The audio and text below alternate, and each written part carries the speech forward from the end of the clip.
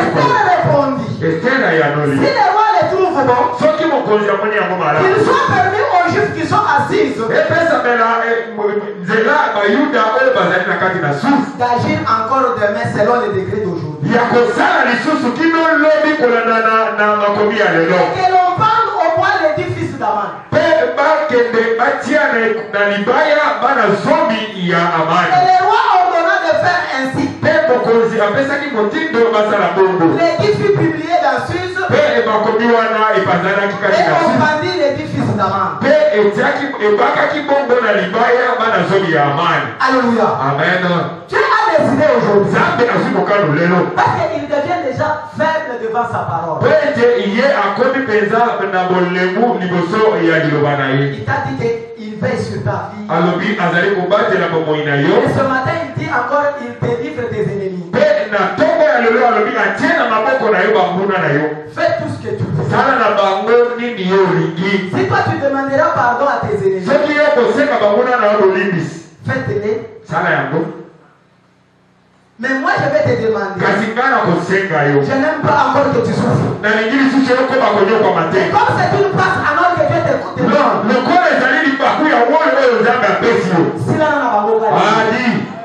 Alléluia. Amen.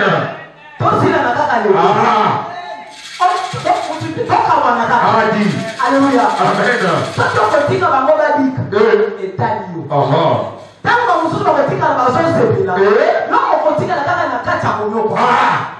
C'est n'accepte jamais la souffrance. C'est toi qui délivre tes ennemis aujourd'hui. Quand même il a un peu de regret parce que tu en as tué autant. Mais il te dit que fais encore ça. Tu peux encore continuer. Continue bien-aimé. Parce que c'est Dieu que je te prêche. Lui-même l'a fait. Il a ouvert la mer rouge. Il a englouti tous les Égyptiens. Tu peux avoir piqué des ennemis.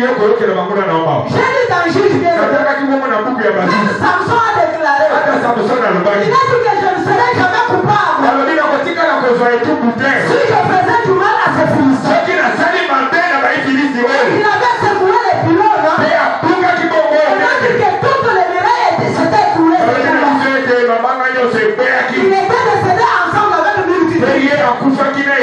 Et c'est sûr que ce matin, quand tu nous fais ce que tu veux. Tes ennemis sont morts. C'est à toi d'agir. Ce n'est pas encore le problème de Dieu. Parce qu'il a déjà changé ta situation. Il veut que toi tu fasses seulement ce que tu veux. Et que tu puisses avoir la victoire de toi. Quand il délivre un chronomètre bien-aimé, la Bible dit ceci. Il doit les pousser à commettre les erreurs. Si vous lisez dans Esther chapitre 7, du 8e au 10e verset, écoutez ce que la Bible dit. Lorsque les rois revinrent du jardin du palais, il vit Aman s'était précipité pour toucher la reine Esther. Il a commencé à se dire dans sa pensée, je laisse encore pour aller faire violence à la reine. Chez moi dans le palais, dès que cette parole fut sortie de la bouche du roi, automatiquement il a changé son visage. Et Arbora a dit quelque chose au roi. Il était l'un des ennemis du roi. Mon maître, à leur même instant même, le roi est préparé dans la maison d'Aman. C'était pour prendre Mardochée. Parce qu'il a parlé du bien pour le roi. Et le roi a ordonné. Sur le même pas sur lequel on va prendre encore Mardochée. Et la Bible dit en disant, on l'entendit Aman au roi qu'il avait préparé pour Mardochée. C'est ce qui a poussé le roi à s'apaiser. Babaka kibongo amana na libaya ya bogisa kipo na Mardoché etika kiete mokozi azwa kimia. Alléluia. Amen. Qu'est-ce que je suis en train de te dire? Na lingine lo baraoni. Quand Amana est en train de festoyer. Kamo amana azali na kati na teke. Ne sachant pas que c'est lui le véritable problème. Ayeba kitete yende likambo. Il était enivré de la joie. Ye atoni samaki na esengo. Le roi a posé la question à la reine Esther. Mokozi atuni motuna na mbasi ya mokozi. Qu'est-ce que je fasse pour toi? La reine Esther lui a dit. Le prochain ennemi dont je te parle. C'est Aman ou ce méchant. Parce qu'il a fait publier une loi pour que nous puissions mourir. Alléluia. Amen. C'est comme ça que la colère s'est enflammée dans le cœur. Je suis fait toucher même à la vie de la reine. Le roi s'est fâché, il a quitté la fête. Mais quand tu l'as parti bien aimé, c'est comme il voulait changer son plan. Et il voulait livrer Aman dans le main de Mardoché et de la reine Esther. Il a parlé à l'intérieur du roi. Tu peux d'abord regarder derrière toi. Quand tu me regardes derrière bien aimé, il a vu Aman en train de s'approcher du lit de la reine Esther. Aman s'est précipité au lit bien aimé. C'est pour aller demander pardon à la reine. Parce que si le roi s'est fâché contre lui, c'était fini pour son élément. Quand il s'approche du lit, et le roi était en train de regarder. Pour le roi, c'était quoi? Aman s'est précipité d'aller là où il y a ma femme. Pour lui faire encore du mal. Et la colère s'est enflammée encore. Afin que lui puisse encore décider sur la vie de Aman. Le malheur ne vient jamais à seul. Cette énigme a dit au roi. Il y a déjà un bois qui a été préparé. Et le roi a dit que ce même bois doit Mardoché, qui était préparé pour Mardoché. C'est sur ce même bois qu'on doit prendre Aman. C'est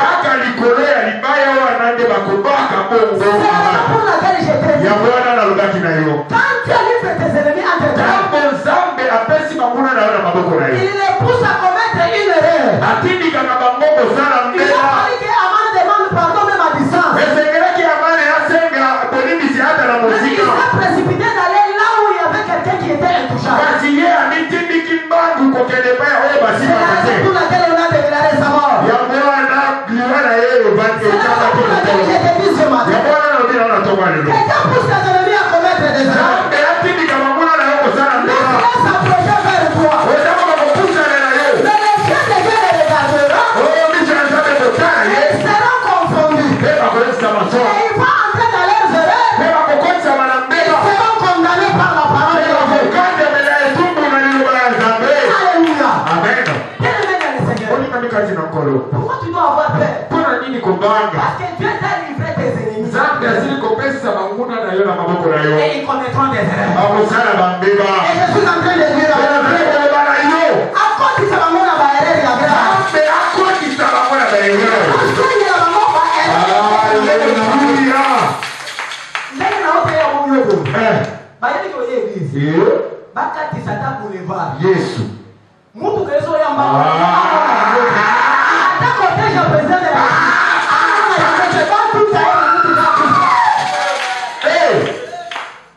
Alléluia. Amen.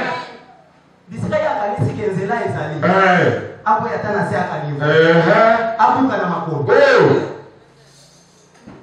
Nzamba za capable ya kusala yango. Amen. Azokundisa moto babundisa kati. Mabeni ni osali pour que mérite souffrance. Nyoso kokole na bango, etali bango. Etali bango. Pe oyoke na bango mawate. Amen. Parce que nzambe apesi yo bango ayeli na kosala pour que bango nyonso bakufa. Amen. Si ngelo bika pe bongo ya seko. Oh. Mabele eza kitoko. Pe vitu za nango muto ko teke na kingole ba vivaka nieko na otozo vivre. Soki okufi esili. Korbateke na zana mbongo te vi ya maloga eza vi oyo za nango wana. Soki ozo yiba teke za vi.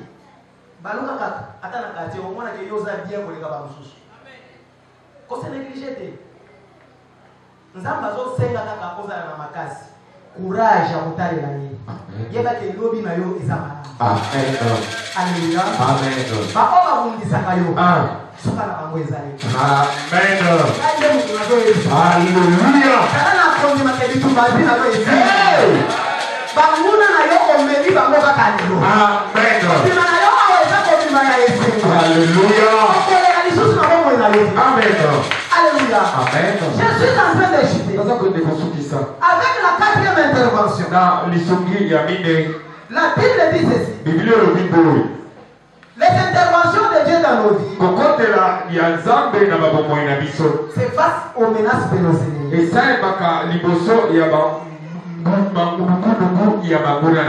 Mais Dieu intervient comment? Il nous accorde les repos et la paix éternelle. Il nous accorde les repos et il nous accorde aussi sa paix. Ça signifie quoi? C'est-à-dire il nous fait entrer dans les jours de gloire. Il entre dans les jours de festin. C'est la raison pour laquelle au verset 17 et 18 la Bible dit ceci. Alléluia. Amen. Ces choses arrivèrent le 13e jour du mois. Les Juifs se reposèrent le 14e jour. Et ils en firent un jour de festin et de joie. Et ceux qui se trouvaient à Suse, ils s'étaient rassemblés aussi le 13e et le 14e jour. Parce qu'ils avaient demandé un jour de plus pour tuer les autres. Ils se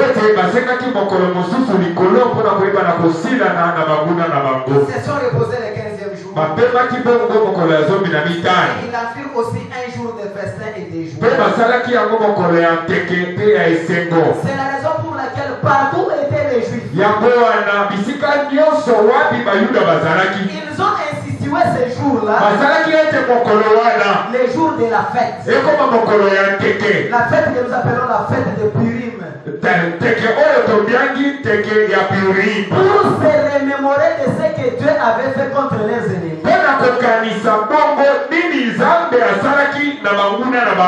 Bien-aimé dans le Seigneur, tel que tu es là, tu as besoin du repos. Parce que même ton créateur s'était reposé.